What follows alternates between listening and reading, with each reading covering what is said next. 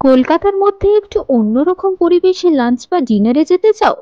একদিকে lake, houseboat আর চারদিকে সবুজে ঘেরা এরকম মনোরম পরিবেশে তুমিও তোমার প্রিয় মানুষদের সাথে যদি লাঞ্চ বা ডিনার করতে চাও, তাও আবার 1000 টাকার কমে, তাহলে এই ভিডিওটা তোমার জন্য। Hi friends, welcome to another blog. আজকের ব্লগটা একটু আলাদা দেখতে পাচ্ছ। আজকে আমি আমার ফ্যামিলির সাথে বেরিয়েছি, ফ্যামিলি ডে আউট।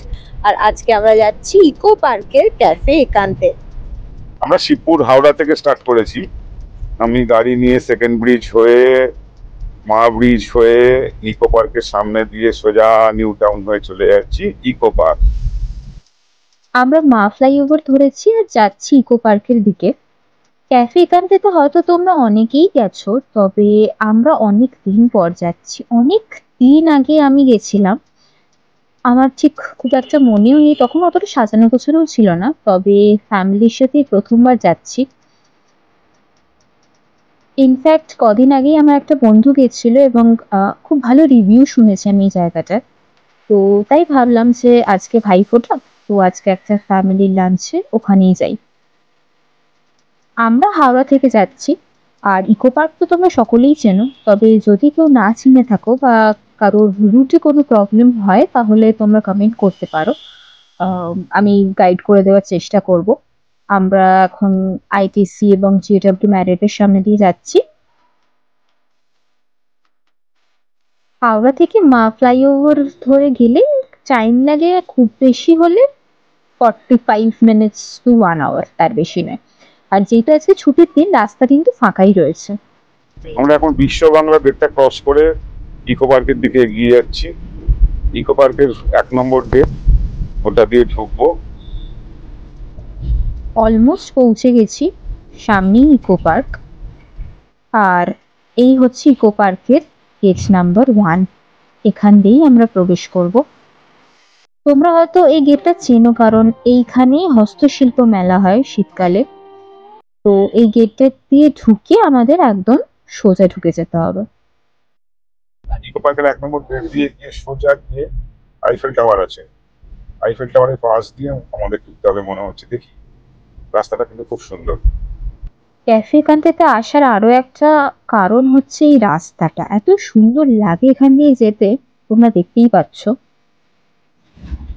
খুব সুন্দর রাস্তা। বাহ, দারুণ লাগছে। এই মনে হচ্ছে ক্যাফে একান্তের পার্কিং, কারণ এরপরে তো আর যাওয়ার রাস্তা নেই। একবার জেনে নিই, এখানে গাড়িটা রাখতে হবে। নেমে পড়েছি গাড়ি থেকে, এবার হেঁটে যেতে হবে কিছুটা। Hello, high. গাড়ি পার্কিং করে এই সুন্দর রাস্তাটা দিয়ে হেঁটে যাবো। একটা সামনে সাঁকো আছে পুরো বাঁশের, ওটা দিয়ে গিয়ে একদম বিকেলে গিয়ে ক্যাফে একান্তে। আমাদের কলকাতা শহরের মধ্যে এত সুন্দর জায়গার মধ্যে যে একটা সুন্দর রেস্টুরেন্ট আছে, সত্যি আমি আগে জানতাম না। আমার মেয়ে এসেছিল, আমি এই প্রথম এলাম। দারুণ লাগছে, অপূর্ব লাগছে, সত্যিই খুব ভালো লাগছে। আমরা হেঁটে হেঁটে যাচ্ছি, দুদিকে ফুলের গাছ খুব সুন্দর করে সাজিয়েছে। এর ভেতরে কিন্তু কটেজও রয়েছে, এখানে থাকারও ব্যবস্থা আছে। বাহ, সুন্দর লাগছে।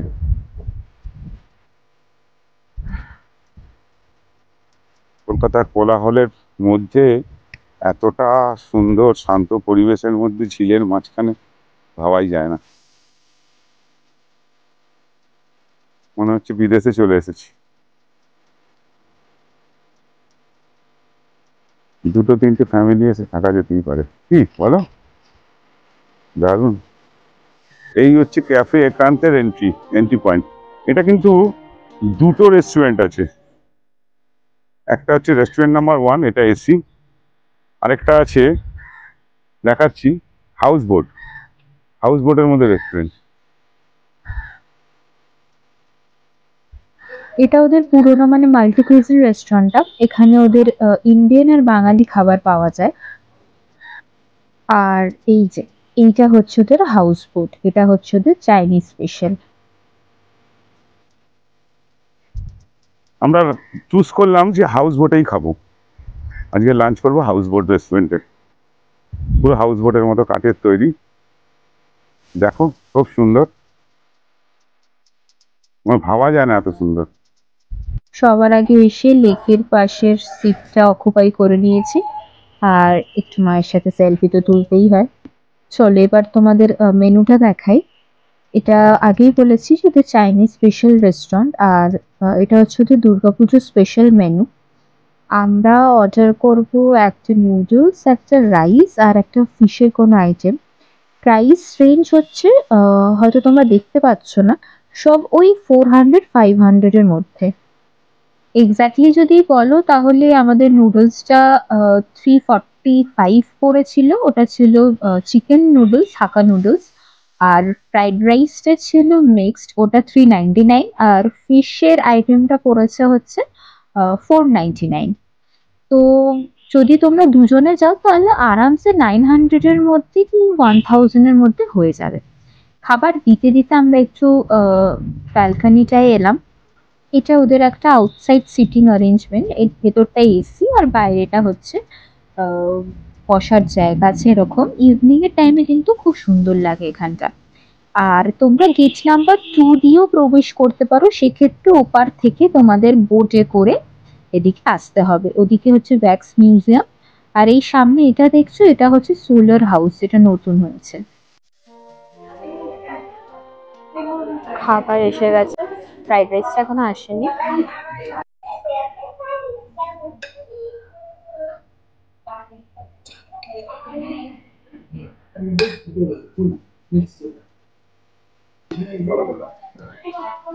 নুডলসটা আমরা শুধু চিকেন নুডলস নিয়েছিলাম, চিকেন হাক্কা নুডলস। কোয়ান্টিটি কিন্তু বেশ ভালো। খেতে খেতে শুট করাটা খুবই প্রবলেমেটিক, আমি তো একদমই পারি না। তো যাই হোক, টেস্ট কিন্তু খুব ভালো ছিল, কোয়ান্টিটি খুব ভালো ছিল, আমার তো খুব ভালো লেগেছে। আমার নুডলসের থেকে রাইসটা বেশি পছন্দের, তো আমি রাইসটাই খাচ্ছি বেশি করে। রাইসটা আমাদের মিক্সড রাইস ছিল, যদিও প্রন বা চিকেনের কোয়ান্টিটি কম ছিল, টেস্ট হিসেবে ভালো ছিল। তবে আমি মাশরুমটা এক্সপেক্ট করেছিলাম মিক্সড রাইস বলে, কিন্তু এখানে মাশরুমটা নেই।